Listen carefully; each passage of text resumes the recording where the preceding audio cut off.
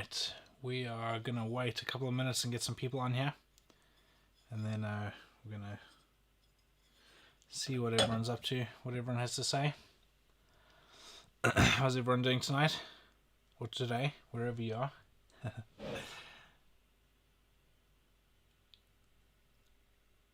I had that annoying thing this week where I started down on a project doing it in a certain way, and then I was like, oh, you know what? Actually, I'm going to change that. I'm going to do it a slightly different way. So now I'm waiting for more parts because I'd started the process. Also, we got these new designs of our merch here, so going for a little simple little icon there with our logo and stuff. So if anyone's interested, then these are live as well, and they're pretty happy. The quality of these shirts is so good with that little icon there, so pretty stoked with it. Just gone for a simple white logo for some people because they like the simplicity. So yeah, but this is what I started yesterday. If you follow us on TikTok, you'll see that I had a bit of a disaster with the old paint job on these. But I've actually backtracked. So this is aluminium flat bar, I think it's called, or I don't know what you call it, something like that. But I initially drilled the holes in these for the project that I'm doing on our camper, but changed my mind after I drilled the holes and decided that it's going to be easier to mount them if I don't have the holes drilled, because essentially I've got this thing here, which is what I'm installing. But I've got a couple of these, they're called door retainers. So they clip together to hold the doors open when you open them. And the trouble is with a lot of these campers is that they put those plastic ones in that just part the two bits of plastic, and it's just the force of the plastic moving that holds them together. So with UV damage to them and just wear and tear, that plastic starts to become soft, and then it doesn't actually hold the door open. So I landed up going for one of these, which is a mechanical one, and decided that it's going to be way easier to actually mount the plates onto the side of the camper that I'll screw them into before I drill the holes in, because trying to line these up once they're already drilled before I can actually screw this on, when I glue this on with Sikaflex, is going to be a total pain. So I landed up not going down that route, and I ordered more material. Can I be moderator, please? I don't know what that means, but I don't know. I don't think we really need a moderator. Yeah, I have no idea what that means. Anyway, so yeah, I also made the mistake of going for aluminium on these, which does actually corrode and it'll oxidize with time. So when I was talking to my dad about it, he was like, oh, I should just get stainless steel and go that route. So I've scrapped this plan of using these aluminium flat bar, and I am going down the route of using stainless steel. So now I'm waiting for stainless steel to arrive before I can do these and put these on. But yeah, basically my idea is that I'm going to stick these flat bar, the new ones that I get, onto the side of the camper and wait for that to dry. I'll leave it a few days. I'll be using Sikaflex to stick that on. I'll leave that for a few days, and then I will, once that's dry enough that I'm satisfied, I'll then position these guys on there, mark them off, drill them out, and use self-tapping screws to actually screw these on after the Sikaflex has already set and hardened. And that'll give us a pretty secure mounting for these. And the advantage of using plates like this is it's distributing the force on the side of the camper. So rather than it just being concentrated on the 2 or 4 or however many screws there are, it'll distribute the force. Because the trouble is with all of these things is, even the side of the camper, the wood that you're screwing into is very small generally. So I think even ours, it's probably plywood, but it'll probably be just very thin wood that you're screwing into, so it really can't withstand the force that these things have.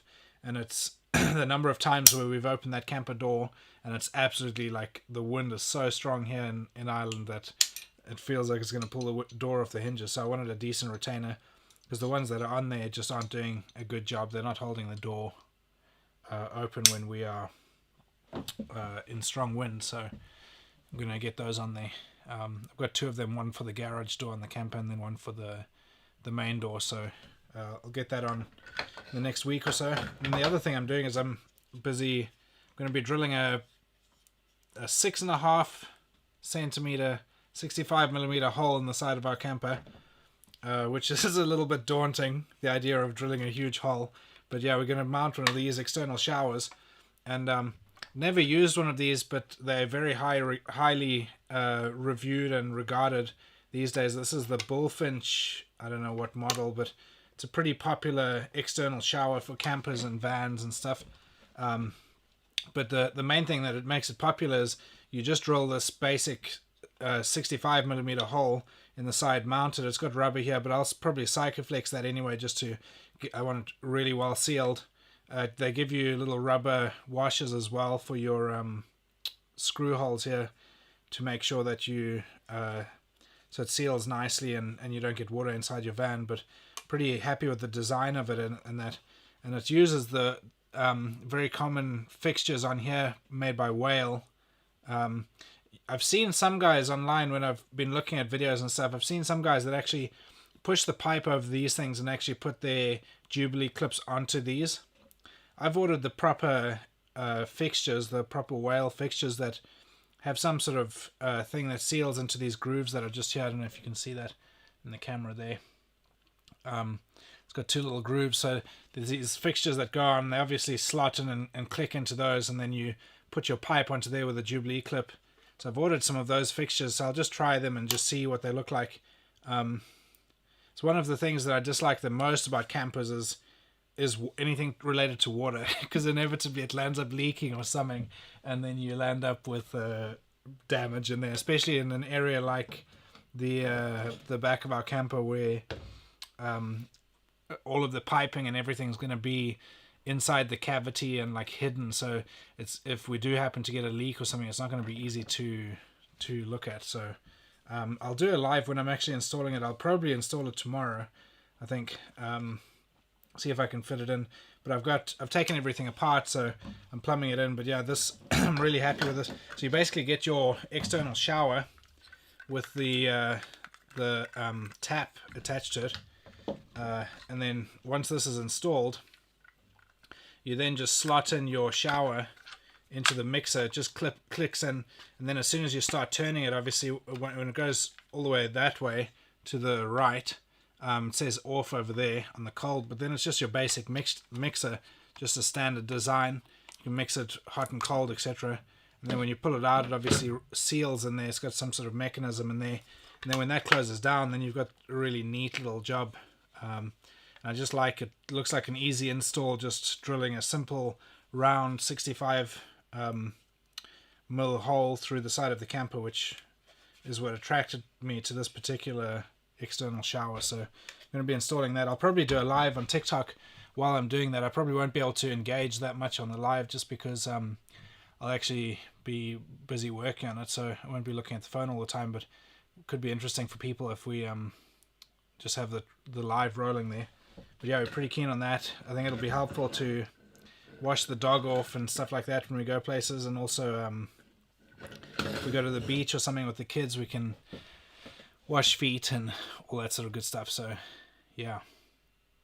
Does anyone have any questions related to van builds, electrical power, anything like that? We've been building batteries quite a bit the last few days, or the last few weeks even. We sold one of our custom batteries this week to a guy who's going to put it in a van, so that was good to see those starting to go out. And then we've got another guy that's going to be we're going to be building a battery for over the next couple of weeks, so it's looking pretty good. It's good to see people getting really good electrical systems for their vans, because it's something that we are very passionate about and have been working on for years now. So yeah, we're really keen on the lithium iron phosphate systems that we've been working with and stuff. And then what else is new? I got a new timing belt for our van, which hopefully going to be fitting next month, which is a little bit daunting because we did that on my dad's van over Christmas, and that was a huge job. To be fair, we had a bit of a problem though, because the tensioning spring that tensions the timing belt had seized, so the only way to get that out was to pull the whole engine out completely. So that then landed up being a huge job, but hopefully with ours that won't be required. If it is, we'll probably just hold off on changing the the timing belt for the time being. But yeah, otherwise my dad is trying to get his van back on the road in the next couple of months. We've got a trip planned later this year, so that should be fun. And we're going to be as Ireland opens up a bit, we're going to be hitting the road a little bit and exploring places we've never been to. There's a bunch of places that I've not been to that I'm pretty keen to go and see, so yeah, we're pretty stoked for that. I don't know who you are, but hello Shrek. Yeah, these lives on TikTok are so funny, the way they people just jump in and out, just scrolling through the live feeds, obviously. And obviously, if you're in Europe, it's a big deal with the football these days. Everyone's talking about that, so yeah, I don't really follow football, so I'm not that interested. I'll just stick to vans. What are you doing? Right now I'm just chatting about vans and van conversions, that sort of thing. I was just explaining about what I've been doing on our camper van. So we fit out camper vans and build electrical systems for vans, all that sort of stuff. So yeah, we do lives probably every week or every other week just to answer questions, and sometimes we'll be doing lives while we're actually building stuff and doing things. Tomorrow I'm going to be cutting a hole in the side of my van to install this thing, which is an external shower. So we're going to be doing that. So yeah.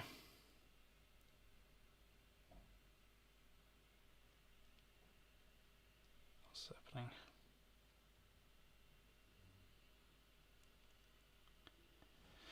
Yeah, so we installed that new battery that I was testing. What van do I have? So here we have, so my personal van is a Euromobile camper actually. It's on a Fiat Ducato chassis, and we also have a what's it called? A Nissan MV400 here in the workshop as well, that we are going to be converting over the next few months. So I'm just in the stage of designing what that'll look like, figure out the layout of the van, figure out what components we're going to put in there, how much we're going to spend on the fit out, all that sort of stuff. So I'm just working all that out to decide what we're going to do, what materials we're going to use, all that sort of stuff. So yeah, that'll be a busy project. No idea what that question means. I'm clearly not with down with people these days. I have no idea. I'm not even going to try and say what that is. Your workshop's so organized. Yeah, that was one of the big things. When I got this workshop, I was like, got to have all of the tools set out and have everything drawn so I can find when stuff is missing. So yeah, I think I love the organization and preparation of stuff probably as much as actually doing things. So yeah, it brings me great joy to have an organized workshop that's neat and tidy, and I know where everything is. Although sometimes it can be too organized where you actually can't find stuff, and that's irritating when you're like, yeah, I know I have that somewhere, but it's in a box or it's somewhere and I have no idea where it is.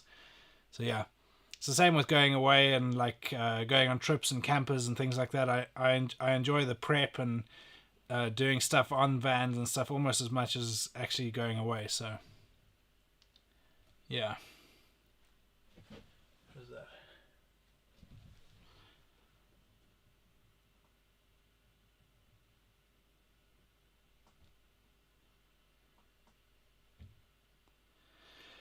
Yeah. Any other questions from anyone?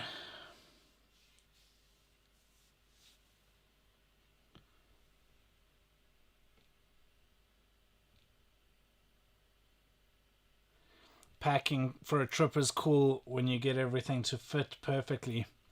Yeah, definitely. I'm with you on that. It's like Tetris. Something immensely satisfying about getting stuff all organized and when it fits perfectly. I agree, 100%. And it's always funny when you go on a trip or something because your stuff never seems to make its way back to where it belongs, and then you're like, we found some trips where it's like, how on earth did we get all of that stuff into the car or into the van or whatever? That's always interesting when you can pack stuff well before you leave, and then you land up like, oh, I don't know how we get the stuff in here. Yeah. What vans do you recommend as a first? I'm young now, but I'd like one later on in life. Um, so when it comes to picking out the perfect van, it really depends on how much money you want to spend and how kind of luxurious you want it, because and that's we often get the question like, how much do we charge to kit out a van or build out a van or something like that, and it's really like building a house, because it really depends on how much you want to put into it. So do you want really fancy trimmings and all of the materials you want to use? Do you want really fancy stuff, or are you happy with a more basic look and feel, so like more plywood and maybe tongue and groove, that sort of stuff? And even in as far as what you actually put into the van, so whether you have a fully plumbed in water system with a pump and all that sort of stuff, where you can just fill it up with a hose type thing and it just goes into a tank and that's all pressurized and stuff, or whether you just go down the route of using jerry cans and that way for your water. And the same with the power, so it depends on what you're wanting to run on the electrical system, all that sort of stuff. So want it to be kind of similar to a camping experience, so not too luxurious. Yeah, so there's lots of options. Best bet, I mean, I think they're getting more and more difficult to come by because they're so popular, but the type of vans like a Mercedes Vito or a VW T5, that sort of van is a really good option because of their size. So you can fit pretty much a double bed in the back, and you can be really smart with how you design it in terms of having a seating area that folds down into a bed. But at the same time, they're still they're still small enough as vans that you can use them as a daily driving van. So like my sister-in-law in England has a Mercedes Vito that they're busy converting, and they're busy saving up to cut the roof and put one of those what do you call it, like a pop-up roof on the Vito. And they went for a Vito because she can use that as her daily car. So she literally drives every day that thing. That's what she uses to drop her daughter off at school, and that's what she uses like to go to work and all that sort of stuff. And so it's a really practical van. Yes, it's a bit bigger than a normal car, like a small car that you would normally drive, but it's very practical from that point of view because she's just paying one set of insurance and tax and all that sort of stuff. But obviously there is some limitations in it, in that there's probably some parking, like multi-story parking garages and stuff that she can't get into, and those sort of things that she has to factor in. But for the most part, for her lifestyle, it fits really well, and it gives them the opportunity of building out this van that ultimately will be a pretty cool setup. So something like that is a good option. Now you from my experience of looking for those sort of vans, you'll probably land up paying slightly more for like a Vito or T5 or something small like that, especially those sort of brands. So if you go down the route of something like a Mercedes or a Volkswagen or something like that, if you're happy with that size van, but you can go for something like a Peugeot or a Nissan or one of those other brands, they're not necessarily as fashionable or popular. They're just as good in my opinion, but you probably get one for a better price and probably easier to come by. Yeah, that's right. If you go to McDonald's drive-through, then you probably can't get your your Mercedes Vito or T5 through the drive-through. Although I've been through the drive-through here, so my daily drive is a Toyota Land Cruiser, and I have roof bars on it as well. And so that puts its height at like just over 2 meters. And I think that's slightly higher than the average like small Vito or T5. So I don't know what McDonald's drive-through height restriction is. Probably 2.4 meters, something like that, probably, I guess. So you'd probably be fine in a Vito or a T5, but yeah, I think I've been through a McDonald's drive-through once in the last like 4 years, so can't say that I'm an expert on going through the McDonald's drive-through. But yeah, that is a good point. And that's the trouble. The thing, like when we were going through the motions of trying to decide what we wanted to do in terms of a van, for us it was like if we basically, as soon as you break that height barrier, in my view, that's when you like, it doesn't actually matter to a certain extent how long the vehicle is. Once you've broken that like 2.4 meters, for the UK is probably the height barrier that is kind of the highest height barrier that you get. Before 2.4 meters, you obviously have like that 2 meters, 2.1 meters. So your average like multi-story car park, I think, is like around 2 meters, 2.1 meters. So when I take my Land Cruiser into a multi-story car park, I know I'm always like literally have inches before my roof bars are hitting the stuff in the car park. So I went in there the other day and it was like constantly, it was like the roof was like here. I was like, that it just seems so close. But I know I've been in that car park loads and I know it's fine. But I think as soon as you go past that, to a certain extent, the length of your vehicle doesn't really matter. You are restricted and there might be some roads, but the reality is once you get past that 2.4 meter height barrier and you are longer than a normal car, as in you can't actually fit in just a normal single parking space, at that point, like, you're driving a big vehicle that is not going to get to certain places. There's certain car parks next to the beach that have a height restriction to stop people with caravans and things like that. You're not going to get into them, and so that's the reality. So that's where like a T5 or a Vito or something like that becomes very attractive because of their height mainly, because then you can get into those sort of places. But yeah, it's the trade-off when you have it's the thing with all of these vehicles, all like camper vans, motorhomes, all that stuff. You always have that trade-off between you compromising in some way. So if you go for something really small, you can't stand up in it, so you're compromising on the height and comfort and stuff like that. But then you're gaining in the ability to be more mobile, and you're driving a vehicle that's closer to your everyday car, so you can go way more places with it. But then on the other side of the coin, if you go for something big, like you convert a big van like a Sprinter or a VW Transporter or something like that, where you can stand up fully in it, you have some headroom above you, you have loads of room for insulation, so you can really insulate it well, winterize it, all that sort of stuff. You can build in a shower, toilet, all that stuff. Those are all luxuries, and it makes it a very comfortable experience. But then the compromise of that is that then you're driving a big vehicle. So yeah, there's always compromises. Would insurance be more expensive due to size, or would it still be mainly based on engine, etc.? Yeah, so when it comes to a van, I'm no expert on insurance, but from my experience, I don't think it really matters in terms of the size of the van, because when you here, especially here in the UK, you're licensed to drive a certain size vehicle, and so they deem that as you're qualified to drive that vehicle. So generally your B class or your B category on your license will give you up to 3.5 tons. And so when you're driving, so when it comes to the insurance, I think it might affect the insurance a little bit. So whether you're going from a 2-liter engine to like a 2.5 liter, my camper has a 2.8 liter diesel engine. But I think the reality is that the younger you are, the more you're going to pay. So I got my driver's license at 17, and I can remember those first few years were heartbreaking how much you pay for insurance. And yeah, I just don't think there's any way around that.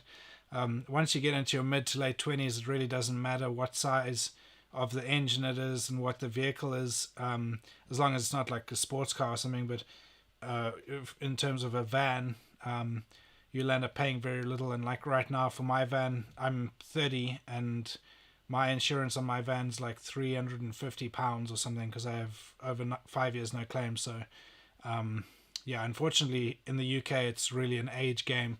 The older you get, and also it's try and drive as sensibly as you can and try your best not to have any accidents or any claims, because that makes a huge difference. I had a claim when I was probably in my early 20s, so like 21, 22, something like that, and it made a huge difference to the price. So right up until I was probably 26, 27, I paid for that a lot. And it was just a stupid mistake that I made. I was at fault as the driver.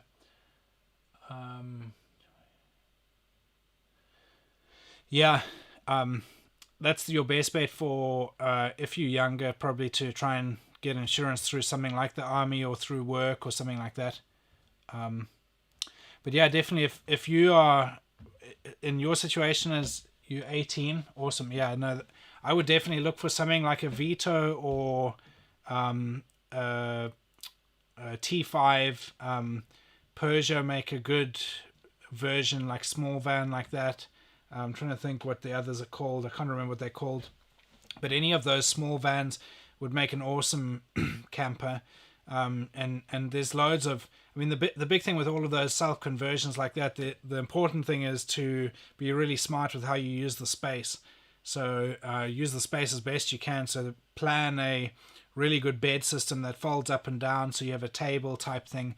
And the nice thing with all of those vans is even though they're low enough to go into most multi-story car parks and those sort of situations, they're all also high enough that you may not be able to stand in it, but you can at least, if you have a chair or a bench seat or something, a way of sitting in there at a table, you can sit in there super comfortably.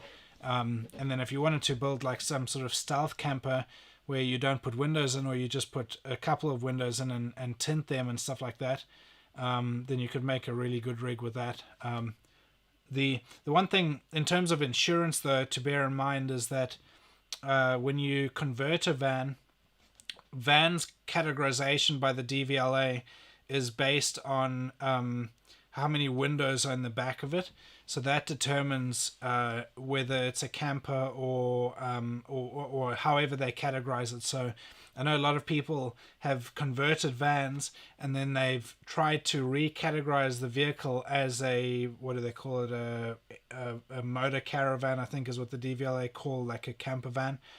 And there was no recategorization of their van because they had too few windows, so they may have only put one window in, or maybe it was a stealth camper and they didn't put any windows in at all, and so they were trying to recategorize it as a motor caravan because that may affect insurance. So you may be able to go through more specialist insurance like Adrian Flux or one of those guys.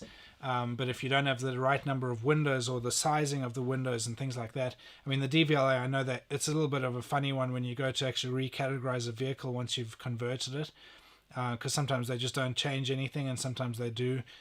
So it's a bit of hit and miss with that, but that can affect insurance as well. For the most part, I just use it to sleep and to sit in, so just camping without a tent. Yeah, that would be ideal, having some sort of system where you have like a table and a couple of benches or something that fold down into a bed. Something like that is a really good plan for a van. So when I first started getting like into vehicle-based travel on my own, like once I was an adult, the first vehicle that we had, that my wife and I had, was a Toyota Land Cruiser 80 series with a roof tent on it. And that was awesome. Loved it. Like literally could go anywhere with that thing. It was like the perfect overlander setup. But the trouble is we would mostly, or in fact, we never took that thing abroad. We were only in the UK, did a bunch of trips. And the trouble with that is that it landed up, we'd go away like for a week or whatever, 5 days, long weekend, whatever. And we'd go to like the Yorkshire Dales or something like that, and it would just rain and the tent would get wet and we'd put it away wet, and then we'd get home. And at that time we were living in like a flat in town and just parking the truck outside, even with the roof tent on it. And we landed up, it was just such a hassle to always trying to dry that tent out. And a roof tent is different to like a fold-up tent in a bag, because at least a fold-up tent in a bag you can take into your house or into your flat or something and open it up, even if it takes up loads of room, and still dry it out, so you're not putting it away damp. But with a roof tent, you can't do that. You like literally fold it out on the vehicle, and then we would like fold it out and then air it out and wait for it to dry, and then it would rain again and stuff. It was just such a pain. Eventually we were like, no, that's just not going to work for the UK. So we sold that vehicle, and we bought a troop carrier Land Cruiser, and that was big enough that we built a bed system in the back that we could sit in, and we could even cook in the back if we needed to. And that was a way better way for us of traveling in the UK, because it meant that if it was raining, if the weather was bad, we could hunker down inside the vehicle, still have laptops, iPads, or whatever, or just sit there reading, or whatever the case was. And it also meant that if it was wet, we weren't trying to dry a tent out. And then when we got home, the vehicle, it didn't matter if it was wet, we weren't trying to dry a tent out at home. So yeah, that was a really good idea. And it was the same, that vehicle was smaller actually than like a T5 or a Vito in terms of how much space was in the back, and we had a really good setup in there. We had a fridge, had a platform that we could cook on, everything. We could do everything in the back of that. For the most part, I'd love to travel the UK, go to Scotland and Wales. Yeah, the UK has so much to offer. I think a lot of people underestimate and I think forget how awesome the UK is for travel. There's so much to see when you consider Scotland and Wales and even the north of England, Yorkshire and that sort of place, and then you hop over here to Northern Ireland where I am. There's so much opportunity and so much to see here. My brother just did like a 2.5 week trip around Scotland, did like the NC 500 and climbed a bunch of mountains and stuff, and he was sending me some pictures and posting them on social media, and it looked so good. I was like, oh man, I want to be there. It's awesome.